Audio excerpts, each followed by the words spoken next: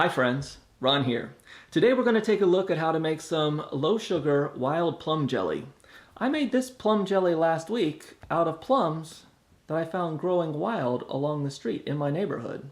Now, I really liked how it turned out, but I wasn't really all that excited about how much sugar I ended up putting in it.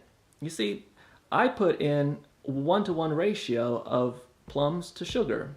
And that meant for the 6 cups of plums that I had, I put 6 cups of sugar in. That's way too much sugar. I started thinking about how much sugar is actually in the plums and started thinking that maybe if I just reduced the plums, I might be able to get a really nice jelly that gelled up without adding any extra sugar. Today we're going to give it a try. To start, I washed and inspected the plums, and I removed any stems or damaged fruit. At that point, I had just under 4 pounds of plums. I put all of them in this 5-quart pot, added a half a cup of water, put the lid on, and set the stove on medium-high to let them steam. Okay, let's fast forward now. There's really only so much enjoyment you can have waiting to watch water boil. Alright, so I wanted to add enough water to get the steam going so the fruit would cook, break open, and release its juice.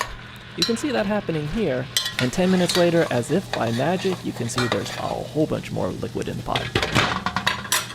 So after about 15 minutes, the heat and the steam has broken down the plums, and it's time to use the Foley mill to separate the skin and the seeds from the pulp and the juice. It's time to get cranking. So this is a very manual process. You want to turn the mill to push the juice and the pulp through the bottom, and then every once in a while you want to back up so that it will clear the screen off.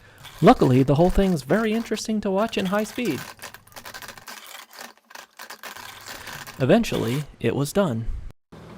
So after separation, we're left with about 2 cups of pulp and juice. We're going to put this on medium-high heat, and we're going to reduce it until we reach a temperature of 220 degrees. Keep stirring so it doesn't stick, and we'll continue to drive off the water until we get to 220 degrees. As we get closer, you can see it's getting much stickier, and it's about ready to go. It's a day later, and you can see it set up nicely. This is room temperature, and it's still very thick and spreads smoothly on the bread.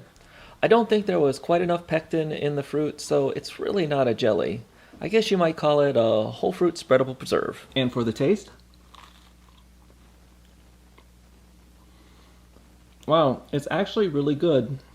It's a little bit tart, but I think this would be amazing on an English muffin for brunch. To wrap up, we started with just under 4 pounds of wild plums that we collected here in our neighborhood, and we reduced the volume to just under 1 cup. We didn't add anything to it, we just removed the water and concentrated the natural nutrients that are already in the plums. Now, if what you wanted to do was to be able to make a whole bunch of jelly, probably the pectin sugar way's the way to go because it's definitely going to stretch the fruit. That's not really what I wanted to do here, though. What I wanted to do was to capture the abundance of summer and store it in a nutritional way to make it available for the leaner times of winter. Think of it as just a little bit of sunshine in a jar on a cold winter's day. Now, we didn't process this to the point where it would be shelf stable, but in the future, I'll make a video that details the process and I'll link to it right here. For now, I hope you enjoyed the video, and we'll see you next time.